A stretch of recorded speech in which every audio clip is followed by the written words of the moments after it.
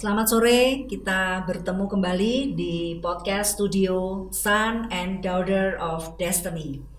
Sore hari ini saya kedatangan tamu yang luar biasa, Pak Haryadi Liang. Selamat datang Pak Haryadi di podcast studio kami di Tawangmangu. Kita akan berbincang-bincang mengenai bagaimana Pak Haryadi berubah nih dari seseorang yang terkenal dengan istilah preman menjadi seorang pelayan Tuhan. Ya, dari seseorang yang bertato banyak, ya, bisa dilihat di tangannya, ya, dan kemudian dipulihkan Tuhan, bahkan melayani Tuhan, aktif melayani Tuhan. Baik, mungkin bisa diceritakan dulu bagaimana asal muasalnya Pak Haryadi masuk di dunia dalam tanda kutip pergaulan yang buruk itu. Ya, karena pergaulan, kurangnya pengawasan dari orang tua, dan juga karena pergaulan terlalu bebas ya. Jadi pengawasan kurang, kita bisa berbuat sesuka-suka dan faktor lingkungan mendukung. Ya, itu kira-kira tahun berapa, Pak? Ya, antara tahun 87 lah, Bu. Tahun 87 ya. 87, Masih 88. sekolah? Masih di SMP. SMP. Sudah Wah. mulai. Berarti sejak SMP ya sudah masuk ke salah pergaulan ya, mungkin istilahnya. Kenapa, Pak? Kok bisa masuk ke dunia gelap seperti itu? Jadi mungkin karena bisnis family bisnis kali ya. Family bisnisnya bergerak di bidang transportasi bus ya. Owner pada saat itu bus terbesar ya, transportasi bus yang terbesar ya, bahkan mungkin di Jawa Tengah, di Indonesia. Nah, di Solo lah, Bu, boleh. Di Solo, oke, di Solo. Terbesar ya, boleh dikatakan terbesar. Sehingga membuat Pak Haryadi berkumpul dengan para sopir, kemudian juga pergaulannya dengan orang-orang yang kehidupan malam kali ya. Nah, apa efek terburuk dari pergaulan buruk yang Bapak masuki pada saat itu? Efek terburuknya ya kita lupa pulang rumah sebenarnya, Bu. Dan di situ kan banyak berkumpul berbagai macam orang. Dan di situ juga bertemu dengan banyak orang, pasti kita kumpul-kumpul arahnya ke negatif. Ya, hal-hal seperti itulah, Bu. Jadi waktu itu tanpa sadar kita masuk, karena juga di situ banyak teman, tanpa menyadari terjerumus ke dalam. Sedalam apa? Kalau dikatakan sedalam apa, di Narkoba antara atau ya minuman keras, narkoba itu berjalan dengan sendirinya, Ibu ya. masuk ke sana. Ya. Itu sampai addicted atau ketagihan? Ya, pasti. Sampai ketagihan dan berlanjut sampai beberapa tahun. Di tahun 90 itu, antara 92 itu saya sempat juga sebagai gimana, Ibu ya, kalau dikatakan sebagai pemasok gitulah. Pemasok? Iya. Dan di situ juga pengguna, dan beberapa kali masuk rumah sakit untuk urusan overdosisnya itu. Wah, sudah sampai overdosis. Beberapa kali. Beberapa kali. Tapi selama menjalankan itu sebagai pemakai dan bahkan pengedar juga, itu sempat ketangkap nggak, Pak? Ya, aman, Bu. Kalau kita mau ngomong sekarang, puji Tuhan aman ya, Bu. Tapi kalau dulu nggak boleh, Bu ya. Oke. Jadi efek buruknya sampai OD berkali-kali dan addicted itu yang mungkin paling parah ya, Pak ya. Sulit sekali untuk keluar dari ketagihan dan addicted yang sudah begitu masuk sampai dalam. Lalu selama itu sebenarnya Bapak sendiri dari diri sendiri sudah berusaha untuk keluar atau memang akhirnya menikmati? Menikmati. Berada di situ menikmati. Berada di situ menikmati. Di lingkungan itu, Bu. Gimana, di tahun-tahun Pak? itu. Rasanya seperti freedom, bebas gitu. Ya. Tidak ada satupun yang mengekang Ya, sama sekali. tidak ada yang menghalangi dan tidak ada yang berani istilahnya kalau orang sini ngomong orang nek sing wani nglurui gitu dulu. Jadi tidak ada sih berani ngelokne gitu karena ya di saat seperti itu kalau saya ngomong pokoknya jangan ganggu aku. Yeah. Gitu. Kalau kamu ganggu aku nanti tahu akibatnya seperti itu. Dan di situ kita bisa menikmati kebebasan itu, Bu. Ya, sampai jadi ketua geng ya, Pak ya. Oke, terus kapan Bapak tepatnya menato seluruh badan? Mulai dari badan itu kita mulai antara tahun di SMA kelas 1 lah, Bu itu. Oh. Di SMA kelas 1 itu sudah mulai tato, terus akhirnya kita pindah sekolah lagi. Dikeluarkan? Iya, dikeluarkan. Oh, dikeluarkan dari sekolah juga, iya. Pasti ya, karena kelihatan sekali ya, semuanya bertato pakai seragam.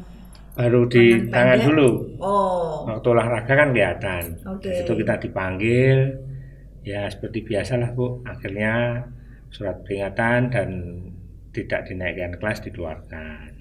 Dengan selain tatuan kan juga banyak masalah yang kita buat di sekolahan. Iya. Gitu. Ngomong-ngomong Bapak berapa bersaudara Pak? 12. Wah, 12 bersaudara. Iya, 12 bersaudara. Satu-satunya yang tersesat di pergaulan itu Bapak atau ada beberapa? Saya sendiri. Satu-satunya. Oh, jadi kakak-kakak adik nggak ada yang sampai masuk ke pergaulan buruk seperti itu. Nggak ada. Terus efeknya bagi keluarga seperti apa? Ya mungkin keluarga sangat malu pada saat itu ya Bu ya, dan otomatis saya tidak dianggap keluarga lagi. Oh, sempat diusir gitu? Ya tidak diakui lah. Nggak diakui anak? Nggak diakui keluarga lah, sama saudara-saudara tidak diakui lah. Oh. Ya seperti itulah akibat dari perbuatan saya sendiri Bu. Dan semakin menjadi-jadi dengan adanya seperti itu. Semakin Bapak malah masuk ke lingkungan mereka ya, karena merasa yang menerima justru mereka bukan dari keluarga lagi, tapi teman-teman yang menerima gitu. Ya. Lalu Bapak sudah mulai bantu bisnis keluarga ya sejak muda ya. Iya. Nah, ketika mulai masuk ke pergaulan yang buruk, kemudian addicted to narkoba dan sebagainya, kecanduan, itu berefek nggak ke pekerjaan atau ekonomi? Ya, gimana ya Bu? Cara kerja kan kita juga nggak bisa fokus. Ya. Dan otomatis juga menghabiskan banyak dana dari pekerjaan Bu. Ya. Jadi sempat menghabiskan. Iya, sempat menghabiskan dana orang tua. Oh, sempat habis-habisan juga. Iya. Sampai habis-habisan, betul-betul nggak punya apa-apa. Oh, oke. Kemudian bertekad untuk pemulihan itu titik baliknya kapan, Pak? Di saat sekitar itu antara tahun 2000, di awal tahun 2000. Di awal tahun 2000 kita juga mulai memikirkan untuk masa depan, dan di situ mulai menyadari apa yang saya lakukan tidak betul, baru mulai berbenah diri dan untuk berkeluarga. Oke, karena mau menikah kali ya, ketemu orang yang dicintai, lalu mulai memikirkan masa depan. Iya, betul Bu. Ketika melamar calon istri waktu itu gimana keluarga? Apa boleh atau? Antara boleh dan tidak boleh. Kenapa Pak? Kalau tidak boleh nanti ribut, kalau boleh ya berpikiran juga Bu dari orang tuanya Bu. Oh, dapat orang dekat. Iya, tetangga kan Bu. Orang satu lingkup gitu aja. Jadi kan sudah tahu gimana karakter saya gitu. Jadi kalaupun tidak boleh anaknya menikah dengan Pak Haryadi waktu itu, takut juga ya? Ya, kalau saya jawab minta boleh nggak boleh tetap harus dijawab boleh, saya bilang gitu. Wah, mengintimidasi calon mertua juga. Tapi akhirnya boleh. Boleh Bu, boleh. Oke. Nah, sejak itu justru Bapak merasa harus bertanggung jawab. Betul, Bu. Terhadap anak orang nih. Iya, Ya. betul. Dan kemudian mulai berusaha untuk mengurangi. Iya. Bolak-balik jatuh kembali atau mulus-mulus saja? Untuk berbenah diri ada sedikit halangan juga ya Bu ya, cuma pasti bisa kita lalui itu aja Bu. Tapi beberapa kali balik lagi. Iya. Keinginan itu Iya, begitu pasti masih ada kuat. Iya. Ya. Kemudian titik balik ketika Bapak merasa tersentuh oleh Tuhan itu sejak kapan, Pak? Sejak kelahiran putra pertama, Bu. Oke. Di tahun 2001 itu mulai istri mengandung, kita sudah mulai belajar menyadari apa yang harus kita perbuat. Ya. Nah, di situ setelah anak lahir dan anak berusia antara 3-4 tahun mulai ada untuk berbuat lebih baik lagi Bu, untuk menjauhi dari semua pergaulan. Takut juga kali ya, Iya. kalau anaknya ikut-ikutan. Iya. Oke. Kemudian waktu itu sudah mulai tersentuh pelayanan ke gereja atau apa? Di saat 2003 itu belum begitu Bu. Memang sudah ada 2003-2004 itu ada saudara dari Solo untuk pelayanan di Meteseh. Tapi waktu itu saya tidak begitu merespon. Ya, saya tanya ini karena Bapak kan STH ya, Iya. sarjana teologi loh. Iya, Bu. Wow, ini kan berarti dari latar belakang preman tiba-tiba jadi sarjana teologi nih, jadi pendeta gitu kan. Nah, itu prosesnya bagaimana, Pak? Nah, di saat itu tuh kalau Tuhan sudah mau gimana Ibu ya, kalau sudah ditangkap Tuhan, kita mau kemana lagi Bu? Saya juga tidak bisa banyak bicara kalau itu Bu. Nah, saat Tuhan mau pakai, ya mau pakai kita sudah berserah diri aja Bu, ngikut apa yang mau diinginkan Tuhan. Iya. Nah, di tahun 2003, 2004 saya mulai masuk acara ke persekutuan doa waktu itu. Terus 2000 ya berjalan beberapa bulan saya baru bisa masuk ke gereja. Terus mulai menyadari untuk di situ mulai ikut kegiatan-kegiatan pelayanan dan mulai dipulihkan hubungan saya dengan keluarga. Oke. Gitu, Bu. Step by step ya, Pak ya, Tuhan mulai sentuh hati Bapak. Dan saya dengar itu juga doa seorang istri yang tidak putus-putusnya mendoakan suaminya ya. Betul, Bu. Nah, kemudian dari situ muncul hati untuk melayani dan kemudian belajar firman ya, Pak ya. Betul, Bu. Nah, kapan itu tepatnya Bapak mulai mengambil keputusan untuk kuliah lagi, dan kuliahnya nggak main-main, ambilnya jurusan teologi ya? Ya. Itu sebetulnya di tahun 2014 kami itu sudah istilahnya kalau orang itu rembukan sama nyonya. Saya mau sekolah lagi lah, saya bilang itu pengen ngerti sekolah Alkitab dan saya mau ingin melayani seperti itu. Tapi pada waktu tahun 2014 baru rencana Bu. Di akhir kata 2016 saya mulai mendaftar di STT sini, di ST3 pada saat STT Tawangmangu ya, di STT Tawangmangu. Di tahun 2016 awal kami berencana dan Tuhan tuh beri jawaban melalui seorang gembala saya, mengajak saya untuk sekolah daftar di STT Tawangmangu. Nah, saya itu juga bingung, kita baru rencana, kita berdoa, tanya sampai Tuhan. Istri saya itu ngomong, supaya berdoa dulu, nek memang Tuhan jawab pasti semua diberi kelancaran. Nah, tapi puji Tuhan pada saat itu tuh beberapa hari kemudian saya tuh diajak untuk daftar di STT Tawangmangu, dan setelah itu berlanjut Bu. Ya. Kemudian setelah itu Bapak mulai punya hati untuk melayani ya. Dan sekarang juga melayani di sebuah komuniti anak muda, komunitas anak muda pencak silat ya, sebagai ketua dari komunitas di sana.